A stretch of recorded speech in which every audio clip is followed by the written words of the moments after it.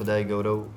مهرەبان درود بۆ گیانی پاکی حەزرەتی خۆشەویست محەممەد صلی الله عليه وسلم. زۆر خۆشحاڵم لەگەڵ ئێوە لەگەڵ چەند قوتابی خۆشەویست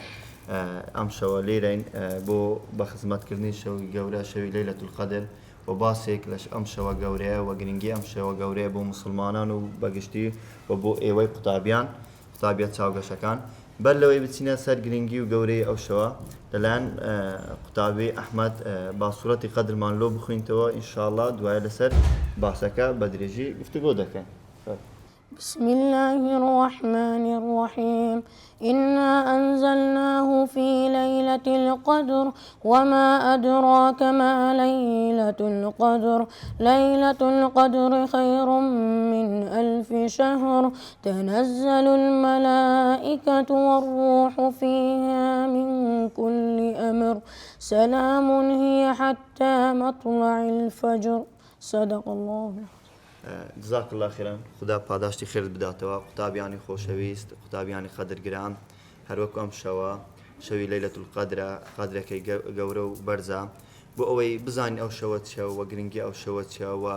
خوای گەورە بۆ ئەوەندە گرنگی بەو شەوەدا و مسلمانان بۆ ئەوەندە گرنگی بەو شەوە دەدەن. باشترین شت ئەوەیە بچینە ڕاوەی سوورەتی قەدر کە باس لە گەورەی ئەم شەوە دەکاتن کە شەوێکی گەورەیە. لە سوورەتەکە دەفەرمێ خدای گەورە دەفەرمێ ئینا ئەنزەلناه فی لەیلەتول قەدر ئێمە قورئانمان دابەزاندووە لە شەوی قەدر لە شەوێکی قەدرگران و بەڕێز. ئەم شەوی قەدرە قورئان هەمووی دابەزیەوە لە لەوح المەحفوظ بۆ سەر ئەسمانی دنیا لەمە و دواشەوە لەلایەن جبریلەوە دابەزیەوە بۆ پێغەمبەر صلی الله علیه وسلم کە یەکەمین سوورەت دابەزی سوورەتی علەق بوو. دوای ئەوە خدای گەورە دەفەرمێتن ئینا ئەنزەلناه فی لەیلەتول قەدر وما ئەدراک ما لەیلەتول قەدر ليلة القدر خير من 1000 شهر. أو شوي قدر خوا پرستيكي بقدر 1000 شو هيا خوا پرستيكي أوانيك أو شوا زندو دكانو أو شوا للذكر دانو أو شوا لشو نويج دانو أو شوا للمزقفتكان لمالكان ذكر دكان عبادت دكان عبادتي خداي قورة دكان بهر شتيك بيتن يعني خير دكان يعني أوانيها شو نويج دكان أو صلاة التسبيح دكات للمزقفتكان هر همو أو زندو كرنوا ياد كرني خدای گەورە بە هەر شێوازێک بێتن یادکردنێک لەو شەوەدا بەقەدەر 1000 مانگ وایە بەقەدەر 1000 مانگ وایە کە دەکاتە 83 ساڵ و 4 مانگ تقریبا معنی گەورەی ئەو شەوە ئەوەندە گەورەیە. پاشان دەرێت تەنەزەل المەلائیکەة والروح فیها بئیزنی ربهم من كل ئەمر. لەو شەوە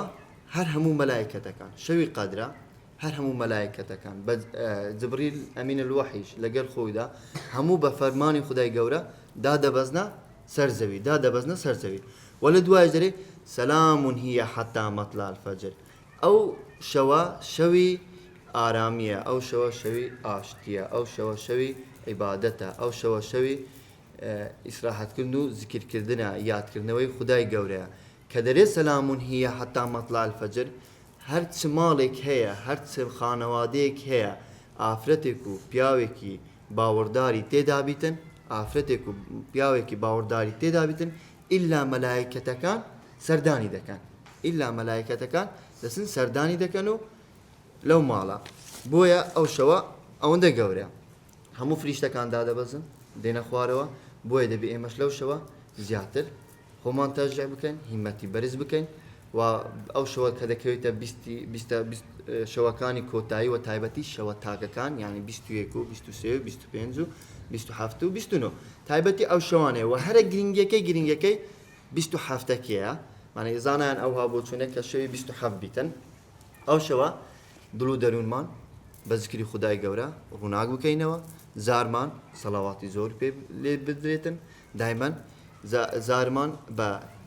زیکرکردنەوە خەریک بیتن بە تاعاتکردن بە قورئان خوێندن بەوانە خۆمان مەشغوڵ بکەین. و زانان شتێکی زۆر وەکو سەمەرەیەکە وەکو فێقێکە وەکو بەڵگەیەکە وەکو معجیزەیەکە لە قورئانیان خۆ دیارە قورئان هەر هەمووی معجیزەیە وەکو معجیزەیەکی ئەوها لە سوورەتی قەدریان هینایەتە دەرێ ئەوەیە ئەگەر تەماشای سوورەتی قەدر بکەی سوورەتی قەدر 30 وشە دلالت لەسەوەی دەکات کە 30 ڕۆژ یان 30 جزئی قورئانی سی جزئی قورآانی دەکات سی جزء قورآن بخۆی سی جزوە و ئەگەر پیتەکانی سوورەتی قەدر لێک بدەیەوە پیتەکانی لێک بدەیەوە کاری خدای گەورە 114 پیتە سوورەتی قەدر 114 پیتە ئەوەش دەلالەت لەسەر چ دەکاتن کە دەکاتن 114 سوورەت لە قورآانی پیرۆز وخوای گەورە لە بیدایەتی سوورەکەی چ فەرموو إنا أنزلناه في ليلة القدر ولدى عائشة لكوتاج دم أماجة بوكم لدى عائشة دك جيرنوا كبيغمبر صلى الله عليه وسلم كاتي شوكاني قدر نزيك دبو 20 كان أو 20 روجي كوتاي مانجي رمضان كان نزيك دبو بيغمبر صلى الله عليه وسلم بيغمبري نازدار مان نوري تامان روناي دلو جيان مان صلى الله عليه وسلم هل دستا لدى عائشة دك جيرنوا بيغمبر صلى الله عليه وسلم بانجي خزانة كاني ذكر هر همو خزانة كاني لەخەو هەڵدەستاندن و بەخۆشی دەڕۆیشت بۆ مزگەفت ئەو پێغەمبەرە نازدارە ئەو شەوەی زیندوو کردووە لە مزگەفت مایتەوە و خەریکی عیبادەت و تاعاتی خدای گەورە بووە چونکە ئەو شەوە ئەوەندە گەورە بووە هەموو پێغەمبەر لە خەریکی زیکرکردن بووە تایبەتی لەو شەوە و تایبەتی لە شەوی قەدردا بۆیە دەبی ئێمەش لەو شەوە لە دەستخۆمان نەدەین ئەو شەوە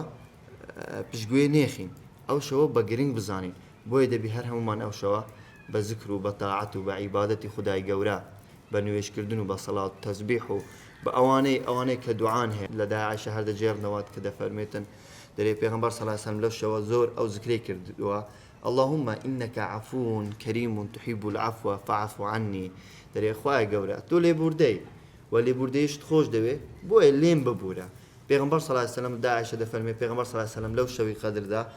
پێغەمبەر صلی الله علیه و سلم زۆر ئەو ذکرەی کردووە بۆیە ئێمەش دەبێ دەممان دایمان بە ذکر بیتن بە ذکری خدای گەورە دڵمان ڕووناک بیتەوە بە سەڵاوات لێدان لەسەر پێغەمبەر صلی الله علیه و سلم و بەیادکردنەوەی ئەو شەوە مبارەکە ئینشاءالله لە زنجیرەی شەشەم لە بەرنامەیەکی تر و لە جۆش و خۆشێکی تر ئینشاءالله دەگەینەوە پێک ئینشاءالله اللهم صل على سيدنا محمد وعلى آل سيدنا محمد اللهم صل على حبيبنا محمد واللهم صل على شفيعنا محمد الحمد لله رب العالمين الرحمن الرحيم مالك يوم الدين إياك نعبد وإياك نستعين اهدنا الصراط المستقيم صراط الذين أنعمت عليهم غير